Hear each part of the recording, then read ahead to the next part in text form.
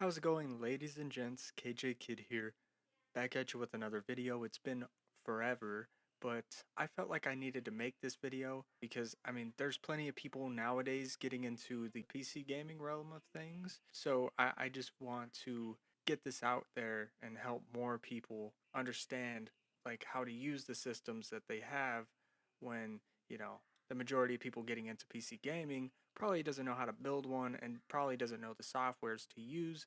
So, without further ado, I'm going to get through it. So, first things first, and this is for people with Ryzen CPUs. Make sure you go onto this website. I'll leave a link in the description. And then you just scroll down until you see download now. You want to download that, and then it'll download Ryzen Master EXE. I already have this downloaded, uh, so I'm not going to download it again. But anyway, so we're just going to go through here. All good, all good. So you just set it up or whatever, and then once you're in, it's going to give you this warning saying that they're not liable for whatever you may cause because this is an overclocking software. If you do not have an X chip, like if you do not have a Ryzen 5 5600X or an X3D or whatever, you can't overclock it. You can't manually overclock it. You can't go into the BIOS and customize it that way. But what this tool does is that it automatically overclocks. You go back to basic view because it's probably going to put you into the advanced view. And then you want to click Auto OC and apply. And then you could leave. That's done. That's going to make your CPU automatically overclock at all times, run at its highest clock speed. Mine has a maxed out clock speed of 4.2 gigahertz. Sometimes when it's cool, it can run up to 4.3. It just depends on which Ryzen chip you have. It's a really good software for that kind of stuff. So you want to get GeForce Experience. I know I should be updating my game ready drivers. I'm just skeptical of the shitty drivers that have been coming out recently, and honestly, they don't really affect my graphics card very much. If anything, they actually decrease their performance. So that's another thing to look out for. That's a little pro tip for you guys. Do your research on these driver versions right here at the top left. They're going to say, oh, it's good for this, blah, blah, blah. I have a GTX card. I don't have DLSS. I don't have any of this. So if this applies to you, download it. If it does not, if you have a 20 series and below, touring architecture and below, I would just do your research before downloading these. These are mainly meant for like the 40 and 30 series cards. Nvidia control panel. And on Windows 11, you're just going to right click on desktop, show more options, and it's going to be right here.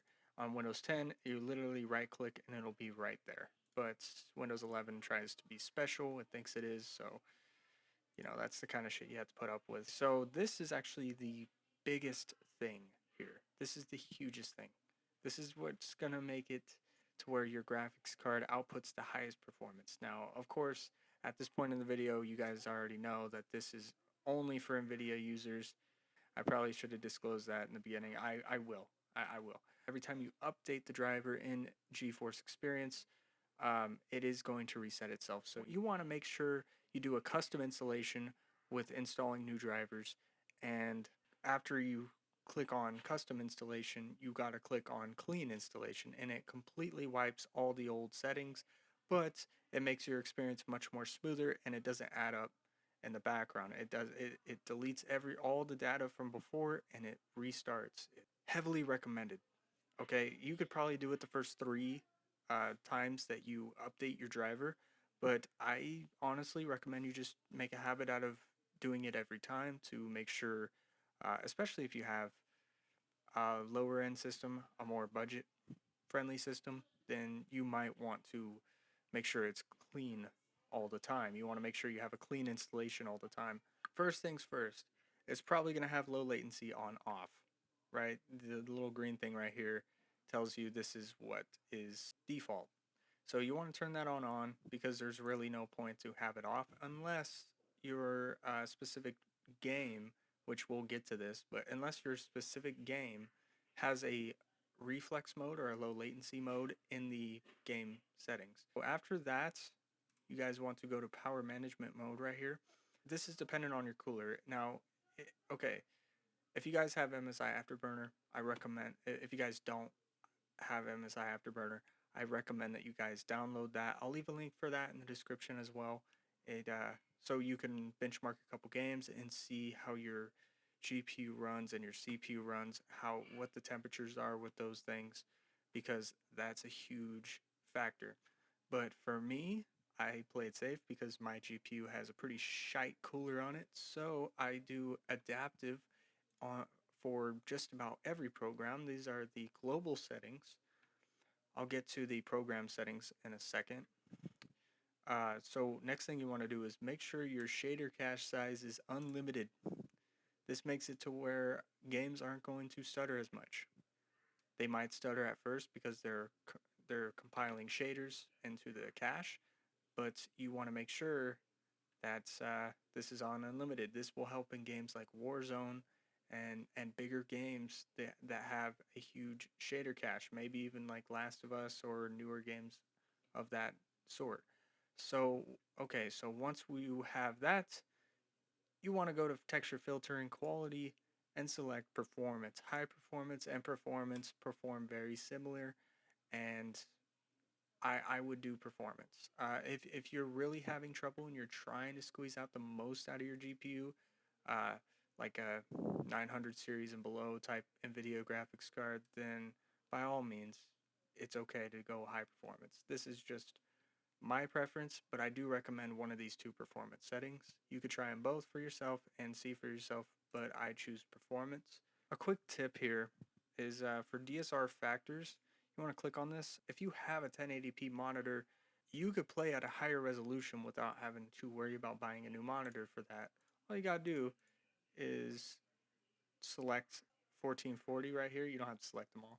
It depends if your display is 16 by 9, 16 by 10. You know, you got to kind of know what the aspect ratio is of your monitor, and you'll know which resolution to click. You can just click them all, and you can find that out. But I'm going to do 1.78 times, which is 2K technically, and 4K, which is 4 times. Okay, so you guys could do this too. I do not recommend doing this on a graphics card meant or a budget graphics card meant for 1080p. I recommend just selecting this.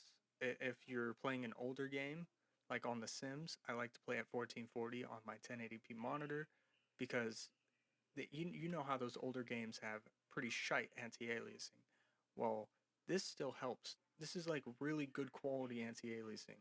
Like obviously boosting the resolution is going to make the pixel count denser, so that makes it to where obviously the anti-aliasing isn't so fucking bad. Yeah, so I would recommend this on older titles. I would not recommend it on newer titles at all. But yeah, that's just like a suggestion, I guess you could say. Like you could take it if you want.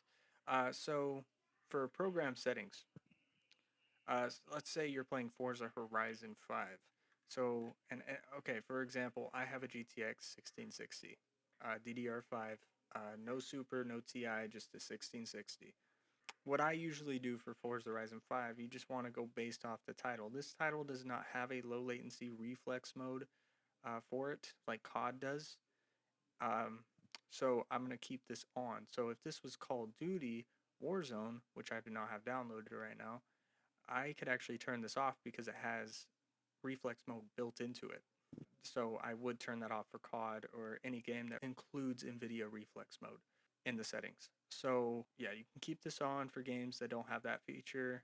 Um, for power management mode, you want to make sure that this is prefer maximum performance, especially on more budget cards. Like a 1660 is, well, around these days, it's barely getting by, like I would say. Like it's starting to get to the point where I'm going to have to play at medium with not the highest textures. The power management mode, I wouldn't really set it to prefer maximum performance on global settings. I would do it in program settings. So say, okay, you're going to play, okay, GTA 5, for example. GTA 5, okay, let's say they have reflex mode, this is COD. I would turn this, I would turn low latency mode off. I would put it on prefer maximum performance. If you want to get the most performance you can, just click high performance here and see how it goes. It's not going to look as good. All right. So let's just go here now that we're past that. What you're going to do is use my preference emphasizing, and then you click on that. And if it's set to quality, I like to set it to balanced, which as you can see, it's a little jagged, but it's not as bad as performance, which look how jagged that shit is. So I do it around here because it's just perfect. This is more for cards 2070 and up, maybe 1070 and up. So I'll do it like that. Apply. Make sure you apply these settings. A couple last things here is adjust color settings. You want to make sure you go to advanced. Dynamic range, make sure that is on full 0 through 255, and it is not unlimited. This is going to make your blacks more rich. This is going to make your display pop a little more. You could do this with just about any damn display. Okay, so here's a pro tip as well.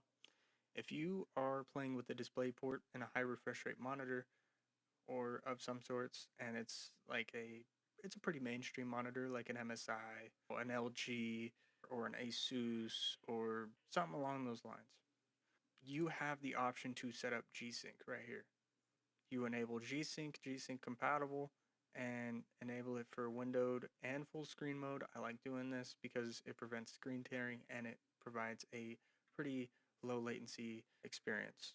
Even with it's like VSync but on steroids. I recommend it if you guys have a display port in your monitor. If you were playing with an HDMI, heads up, you can't do shit with G-Sync unless you get a display port. They're very cheap, and honestly, once you get one, you can't go back to an HDMI. It's kind of pointless. Select the display model, and voila, you got G-Sync enabled for just about damn near everything. So after that, you can just make sure your refresh rate's at the highest refresh rate for the monitor. And see, I have a display port right here. And you can also go here and adjust your color settings. It's full. All right, so yep, perfect. And then you could just click on yes. I didn't really change anything, so that is that, guys. And then of course, MSI Afterburner. You guys want to get this? I'll show you guys how to get this.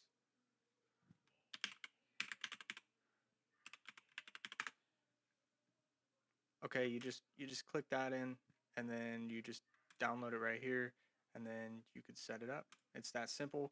Stay away from fake Afterburner sites. All right, it's not that hard. This was my first option, and I clicked on it. This is MSI.